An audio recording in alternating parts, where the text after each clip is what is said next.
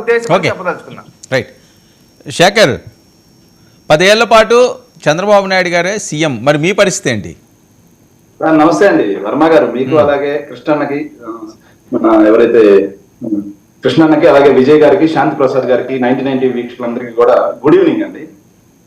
ఒక చిన్న డైలాగ్ వినిపిస్తా సార్ ప్లీజ్, దయచేసి. కాంట్రవర్సీలు వద్దు, కామ్గా చేయండి డిబేట్.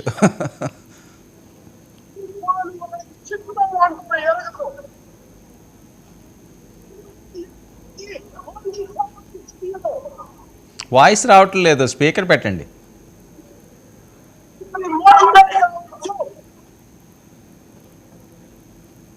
కానీ మనం చెయ్యించితే ఒక దేశం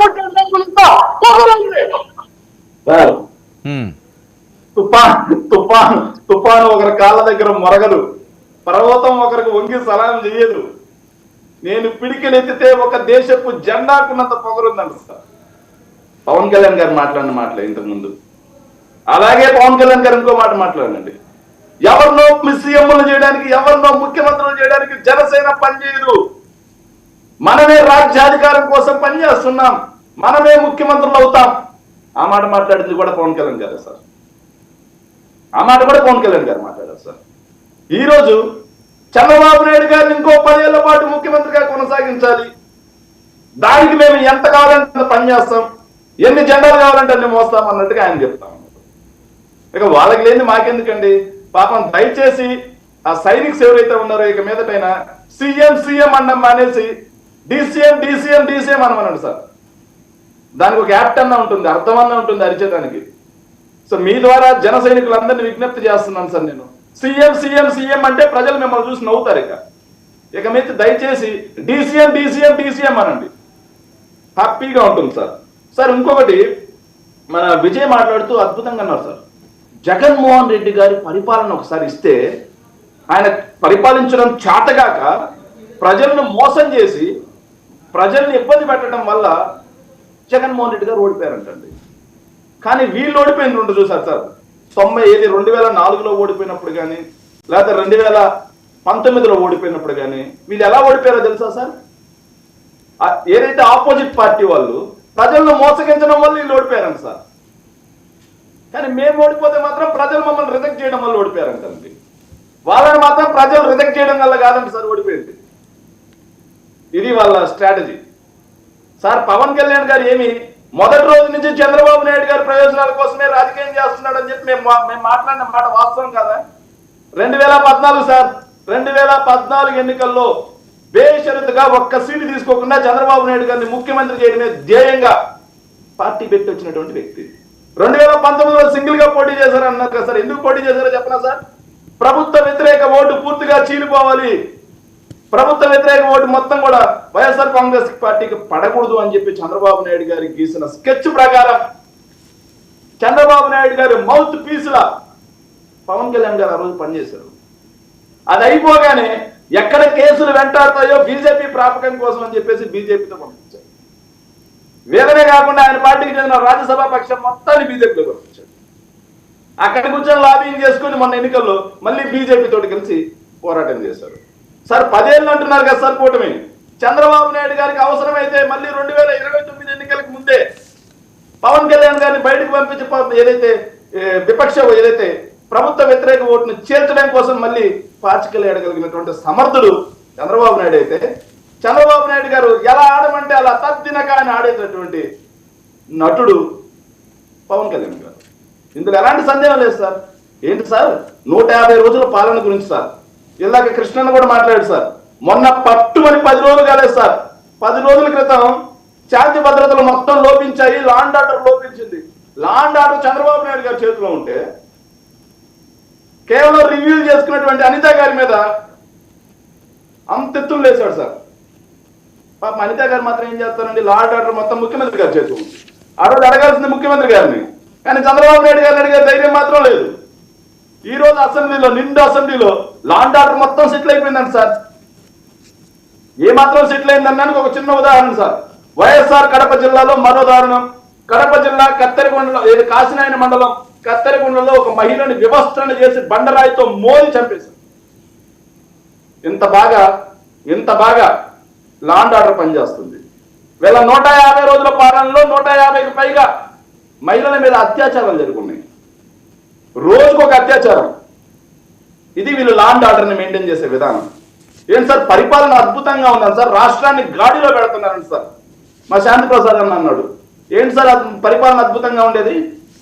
ఆంధ్రజ్యోతి పేపర్ చదవండి, రోజు లోపల హెడ్డింగ్ లో ఉంటాయి, లోపల ఏది మెయిన్ పేపర్ లో కాదు సార్, జిల్లా ఎడిషన్ లో చదవండి. ఇసుక ఏ స్థాయిలో దోపిడీ చేస్తున్నారో, మద్యం ఏ స్థాయిలో సిండికేట్లుగా ఏర్పడి బెల్ట్ షాపులు పెట్టి ఎంఆర్పీల కన్నా ఎక్కువ ధరకి అమ్ముకుంటూ, మీరు ఇలాగే అమ్మాలి అని చెప్పి మీ పార్టీ మీ కూటమి ఎమ్మెల్యేలు వైన్ షాపుల యొక్క యజమానుల మీద ఎంత మేరకు తీసుకొచ్చి ప్రజల మీద దోపిడీ చేస్తున్నారో చూడండి. బాబు షూరిటీ బాధుడి గ్యారంటీ సార్, బాబు షూరిటీ బాధుడి గ్యారంటీ. ఇసుక మా ప్రభుత్వ హయాం కంటే కూడా ఈరోజు అధిక ధరలకు అమ్ముతున్నారు. మద్యం ఎంఆర్పీ రేట్ల కంటే ఎక్కువగా అమ్ముతున్నారు. ఇక నిత్యావసర ధరలు ఏవైతే ఉన్నాయో కొండెక్కి కూర్చో ఉన్నాయి. ఇక 18,000 కోట్ల రూపాయల ట్రూ అప్ ఛార్జీల రూపంలో వినియోగదారుల మీద నడ్డి విరుస్తా ఉన్నారు. Okay, one minute sir, 1 minute, వాళ్ళందరికీ సమాధానం చెప్పాలి సార్. పోర్టులు మొత్తం ప్రైవేటైజేషన్ చేస్తున్నారు. ఆ పాయింట్లు వీళ్ళు ఎత్తలేదు కదా శేఖర్, ఆ పాయింట్లు వీళ్ళు ఎత్తకుండా మీరు కొత్త పరిపాలన బాగుందన్నారు కదా సార్, వాళ్ళ పరిపాలన బాగుందన్నారు కదా, దీనికి సమాధానం చెప్పండి సార్ దయచేసి సార్.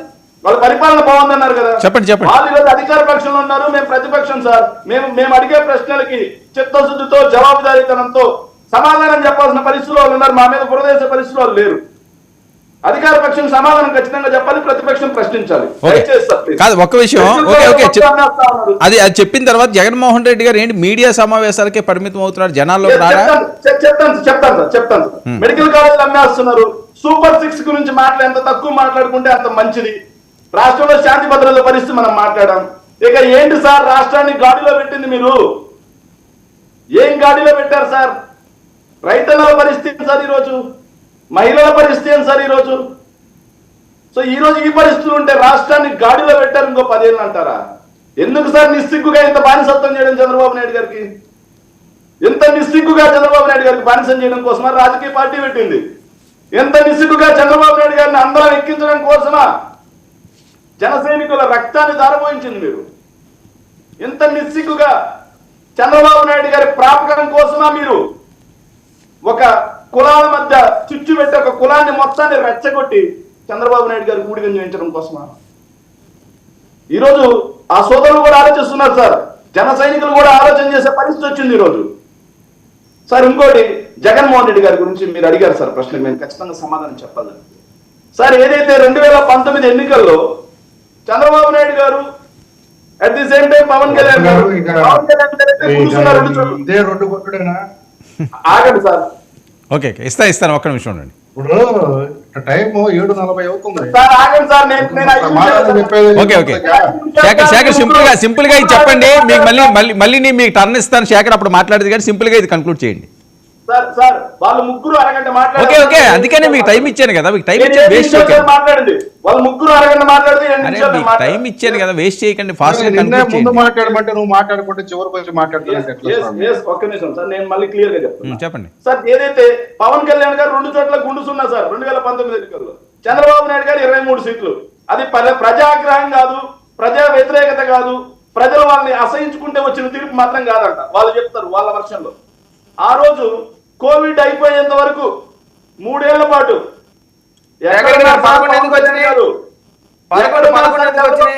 ఓకే ఒక్క నిమిషం విజయ్, రాష్ట్ర కొద్ది టైం వేస్ట్. ఇప్పుడు వీటినే కొద్దిగా ఏంటంటే అతిగా మాట్లాడుతూ ఉంటారు కొద్దిగా. మనం